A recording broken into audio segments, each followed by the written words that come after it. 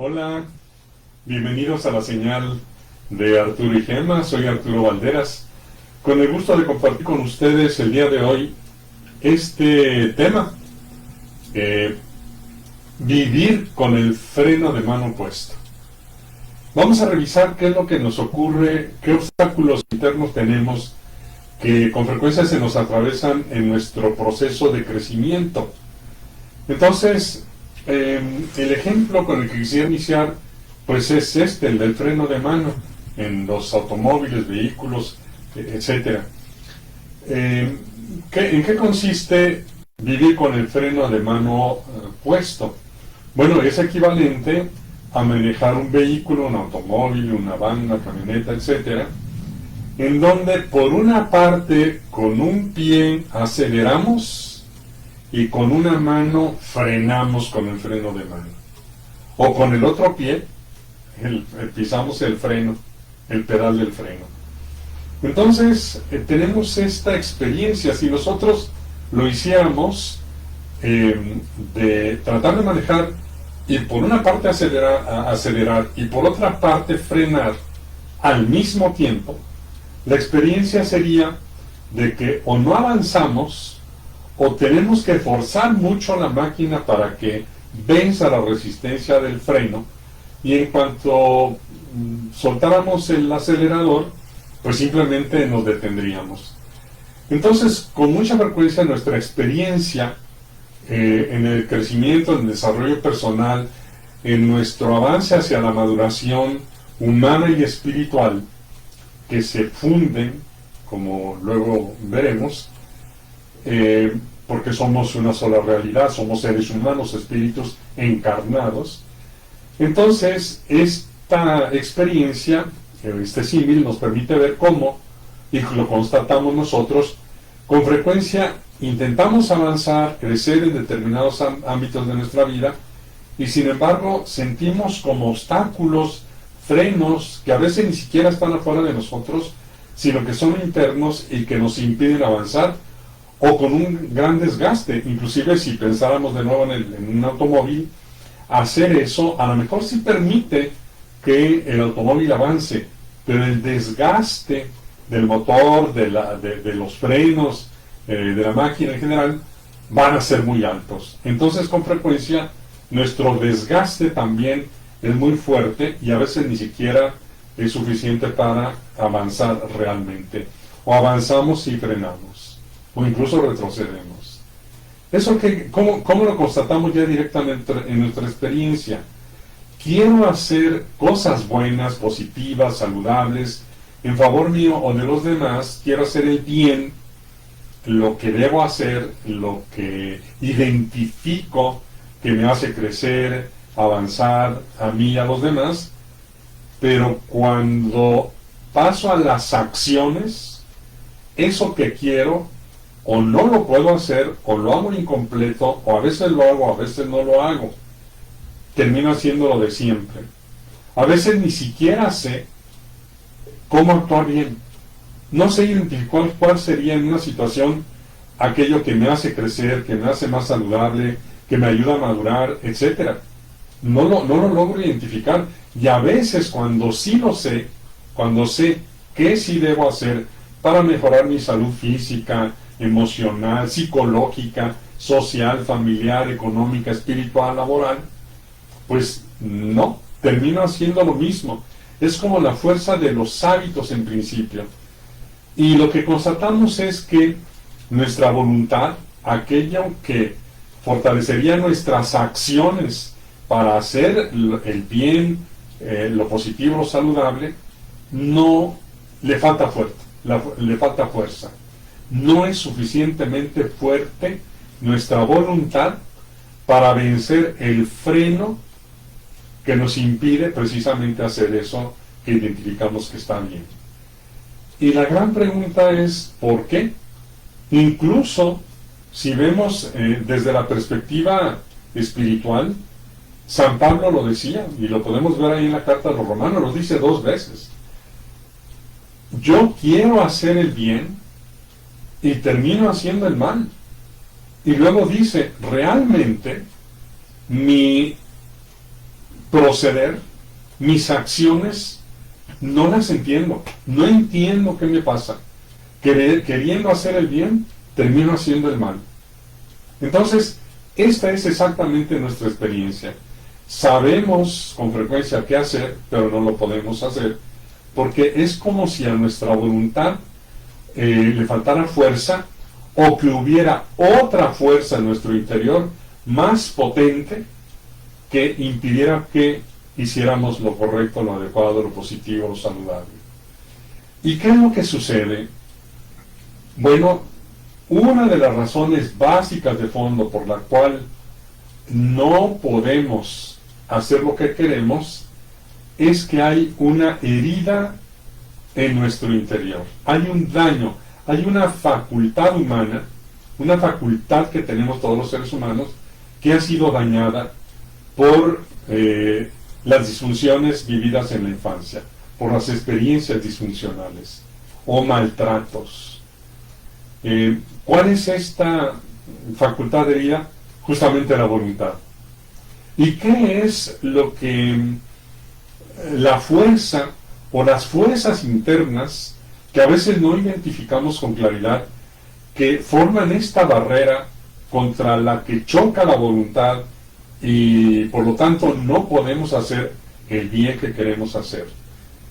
Bueno, lo que finalmente ocurre, vamos a explicar brevemente alguno, entre muchos, de los efectos de estos daños vividos en la infancia, estas heridas sufridas por el maltrato infantil. Y maltrato no necesariamente son maltratos físicos, golpes, pellizcos, no, pueden ser privaciones. A lo mejor me faltó comida, o a lo mejor me faltó seguridad, o a lo mejor me faltó compañía de mis padres, o a lo mejor me faltó afecto, o a lo mejor recibí en exceso y de modo distorsionado algo que necesitaba. Por ejemplo, a lo mejor recibí gritos, amenazas, castigos exagerados, qué sé yo, una serie de experiencias vividas que no nos ayudaron, al contrario, obstaculizaron y frenaron nuestro proceso de crecimiento y de maduración saludable. ¿Por qué? ¿Cómo ocurre este daño en la voluntad? Y por eso, con muchísima frecuencia, incluso en el curso de mi interior, lo decíamos con mucha frecuencia, la facultad más lastimada de nuestro niño interior herido es la voluntad. Es decir, quiero hacer algo y no puedo. ¿Por qué? Vamos a ponerlo brevemente en secuencia para entender por qué o cómo se gesta esta dificultad y este daño. Cuando nosotros vamos viviendo nuestra infancia, pues tenemos necesidad de que los adultos nos den aquello que necesitamos, físicamente, psicológicamente, emocionalmente, socialmente, familiarmente, espiritualmente. Alimento, casa, vestido suficiente, de buena calidad, alimento nutritivo, pero también requerimos de su compañía, del contacto, del afecto, y luego necesitamos del apoyo, de la dirección, de la corrección, de la ayuda. Pero hay veces que, sin quererlo, aquellos que nos cuidaron, en lugar de darnos esto que era lo que necesitábamos, pues no pudieron o no supieron darnos todo esto. Y entonces vamos a poner un ejemplo. Decíamos, no necesariamente un maltrato es un maltrato físico, no es un golpe, pero vamos a poner el golpe como modelo, como paradigma, porque hay golpes físicos, pero sobre todo hay golpes emocionales. El abandono es un golpe emocional, las amenazas son un golpe emocional, obviamente los golpes son daños físicos. Entonces, ¿qué ocurre cuando vivimos cualquier forma de maltrato? Hay que tener en cuenta que lo sufrimos siendo pequeños y quien nos maltrata es mucho más grande. Entonces, frente al maltrato que nos lastima, como todos tenemos el instinto de conservación, todos tenemos la necesidad de sentirnos bien y evitar sentirnos mal, y es un instinto, le llamamos instinto de conservación. Cuando sufrimos un maltrato y experimentamos un daño, un sufrimiento, un dolor físico o emocional, en nosotros se generan, se dispara ese instinto que nos mueve a protegernos. ¿Y cuáles son las fuerzas internas que me moverían a defenderme? Pues las fuerzas internas son las emociones, son los sentimientos. ¿Cuáles son los principales sentimientos que corresponden al instinto de conservación? El miedo y la ira. El miedo y la ira son los sentimientos que se activan cuando yo estoy frente a un peligro que me está lastimando. Entonces, la primera manera de defenderme corresponde al miedo. El miedo me movería, aquí tendría el sentimiento moviéndome a un comportamiento de autoprotección, me movería a alejarme, a huir, a apartarme de la fuente de sufrimiento, pues para ya no sufrirla. Pero si no puedo huir, el otro sentimiento de conservación de la vida, que es la ira, a lo que me mueve, ahí está el sentimiento moviéndome, es a detener el maltrato del otro, frenar al otro para que no me maltrate. Pero ¿cuál es la realidad siendo niños? Pues que el que me maltrata o no me da lo que necesito es mucho más grande, yo soy chico y estoy ahí en mi casa. Entonces viene el maltrato, tengo a lo mejor el miedo, mucho miedo, y entonces intento huir, pero no puedo. Pues ¿a dónde voy? Ni modo que me vaya, rente yo una casa a los 5 años y me vaya a vivir solo. No puedo. Y mi casa, pues hasta el último rincón me pueden alcanzar. A lo mejor puedo correr para que no me maltraten, pero pues a lo mejor el maltratador se molesta más y me persigue, y yo me meto abajo de la cama, y ahí se queda el otro y se arrodilla el adulto y ¿sabes qué? Salte, porque si no te sales ahora te va a ir peor. ¿Y qué tal si sí me va peor? Entonces la huida a la que me movió el miedo, pues no me protege. Y entonces el miedo no me protege frente al maltrato, porque no puedo huir. Y entonces, pues la ira, me enojo, pero tampoco me puedo defender, soy mucho más chico y obviamente no puedo tener la fuerza, la capacidad para enfrentarlo, porque qué tal que intente enfrentarlo y empiece a protestar y empiece a reclamar y el otro se enoje más, pues más me maltrata. Entonces enojarme, llenarme de ira para protegerme, tampoco. Entonces quedo frenado. Aquí es en donde se mete el freno, porque estoy imposibilitado para defenderme. Pero en mi interior están fluyendo y fluyendo y fluyendo las emociones que intentan moverme, acelerarme para huir o protegerme. Entonces, desde aquí tendríamos este doble impulso en el interior.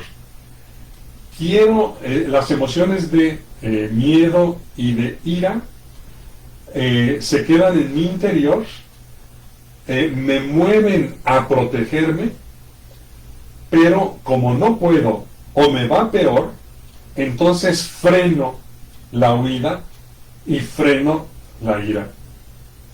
Freno el miedo, es decir, lo freno, no huyo y no enfrento. Entonces tendríamos el impulso frenado, el deseo de protegerme frenado. No puedo, quiero, porque el sentimiento me mueve a eso, pero no puedo, me freno. Y desde ahí se empieza a crear este mecanismo, porque vamos reteniendo las emociones, las tenemos que frenar las emociones en el interior para no terminar corriendo o agrediendo al otro. Entonces, ni puedo escapar ni me puedo proteger, quiero y no puedo, acelero pero me mantengo frenado. Entonces voy creciendo así. ¿Y qué es lo que va ocurriendo? Que voy aprendiendo maneras de, pues, protegerme. El sentimiento de niño, pues es más fuerte que la voluntad. Mi voluntad quiere huir o quiere poner un freno al maltratador, pero el sentimiento de miedo es más fuerte, es mucho más fuerte. Incluso la ira también queda retenida. Entonces vamos creciendo con este freno de mano puesto en las emociones, las frenamos. Y entonces cuando llegamos a la vida adulta, por ejemplo, hay situaciones en las que yo me doy cuenta de que yo tengo que responder a alguien que me insulta, me agrede, me sobaja, me descalifica, etcétera. Sé, ahí sí, a veces sí sé, que tengo que contestar, tengo que protegerme, tengo que protestar, tengo que influir para cuidar de mí, pero actúa toda esta carga de fuerza retenida del miedo.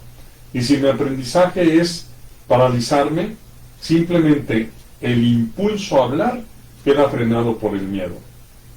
Entonces el miedo es una fuerza más potente que la voluntad. De hecho, la barrera contra la que choca nuestra voluntad, pues es el sentimiento